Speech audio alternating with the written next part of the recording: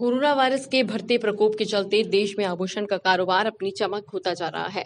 हर रोज इस वायरस के फैलाव के चलते और इसकी मरीजों की बढ़ती संख्या की वजह से आभूषण उद्योग में केवल 20 से 25% ही कारोबार हो पा रहा है। इसके ग्राहक लगातार कम होते जा रहे हैं। आभूषणों की तुलना में ग्राहकों की संख्या लगातार कम होती जा रही है और देश भर में रिटेलर्स केवल 20 से 25% कारोबार कर रहे हैं। बस्सी के तख्तमल सोनी, जो कि बस्सी के बड़े और पुराने व्यापारी हैं, उनका कहना है कि कोरोना वायरस के प्रकोप के कारण लोगों में डर का माहौल है। इसके अलावा एहतियात के तौर पर सरकार ने मॉल, सिनेमाघर और अन्य भीड़भाड़ वाले स्थानों को बंद कर दिया है। अब सिर्फ बुनियादी जरूरत वाले सामानों की ही खरीदारी हो रही है।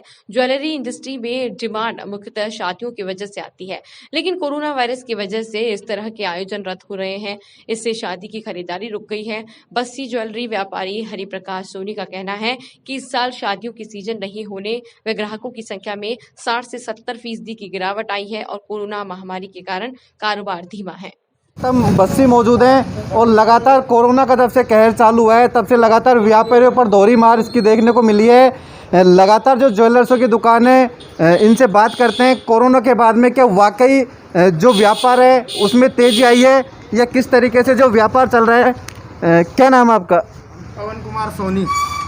जो आपका व्यापार है कोरोना के बाद जो व्यापार में कितना नुकसान हुआ और क्या क्या आपको मुसीबतों का सामना करना पड़ा है? श्रीमान जी, मुसीबतों का सामना बहुत करना पड़ रहा है हमारे को, क्योंकि हमारे को कोई ऐसा आर्थिक पैकेज नहीं मिला है गवर्नमेंट की तरफ से जिससे हमारे को कोई रिलीफ प्रदान हो। और ये जो खर्चे हैं वो और बढ़ गए हैं, जैसे सैनिटाइज वगैरह लाना दुकान पे, ग्लव्स वगैरह पहनना। अब ये देखो हमने ग्लव्स भी ला रखे हैं, क्योंकि आइटम दिखाते हैं तब ग्लव्स लगा के दिखाना पड़ता है। क्यों? क्योंकि ये खर्चे फिजूल हो गए हमारे लिए। तो ये इसके लिए हम गवर्नमेंट से ये चाहेंगे कि हमारे को कोई राहत पैकेज दिया जाए। और ना ही इतने ग्राहक हैं, और सोना देखा जाए तो इतनी मांग बढ़ के और इतना तेज़ हो गया है कि हमारे को तो व्यापार में अभी कोई संतुलन लेकिन सरकार ने तो बैंक वगैरह की किस्त जो माफ़ कर दी है, क्या बैंक वाले भी परेशान करते हैं किस्त के लिए? फिर क्या क्या बिजली का बिल है, घर के खर्चे हैं, क्या परेशानी होती है? हाँ जी श्रीमान जी, बिजली के बिल लग रहे हैं। वैसे गवर्नमेंट की तरफ से सुना था, पर उसके लिए कोई अभी तक ऐसा कोई प्रावधान नहीं आया है कि बिजली के बिल माफ़ हो जाएं। और बिजली के बिल भी लग रहे हैं, और अब मेरी लिमिट है सिंडिकेट बैंक से, उसमें भी ब्याज लग रहा है।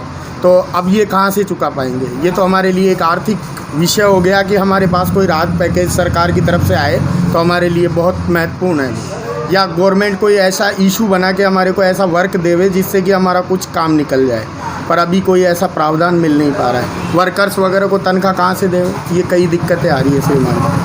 जो दुकानें हैं, कैसी दुकानें चल रही है? ग्राहक आ रहे हैं या नहीं आ पा रहे हैं? साहब, ग्राहक का तो कोई नाम ही नहीं है। एक दो ग्राहक आते हैं कोई, जिनको सैनिटाइज करके बैठाया जाता है और दूरी में करके, हाँ सैनिटाइज वगैरह सब कुछ रख रखा है। ये तो सैनिटाइज हाथ धुलाने का है, ये यहाँ छिड़काव करने का है। दो तरीके के रखने पड़ते हैं, क्योंकि क्या है, सैनिटाइज इसलिए ज़रूरी है क्योंकि कोरोना चल रहा है। क्या मांग करते हैं सरकार से? सरकार से हम ये मांग करते हैं कि हमारे बिजली के बिल माफ़ किए जाएं, और जो हमारा बैंकों से कोई ऋण लिया हुआ है उसमें कोई छूट मिल जाए। और जैसे घर के खर्चे हैं उनके लिए तो हम क्या कहेंगे, जैसे दूध का बिल हो गया वो तो हमारे को पे करना पड़ेगा, क्योंकि दूध पीते हैं तो देना पड़ेगा, वो कहाँ से देगा? लेकिन ये जो गवर्नमेंट के इशू प्लान में है वो तो अपने, अगर वो ले ले अपने ऊपर और हमारे को कोई राहत पैकेज उसमें से दे दे तो हम बहुत बहुत धन्यवाद कहेंगे।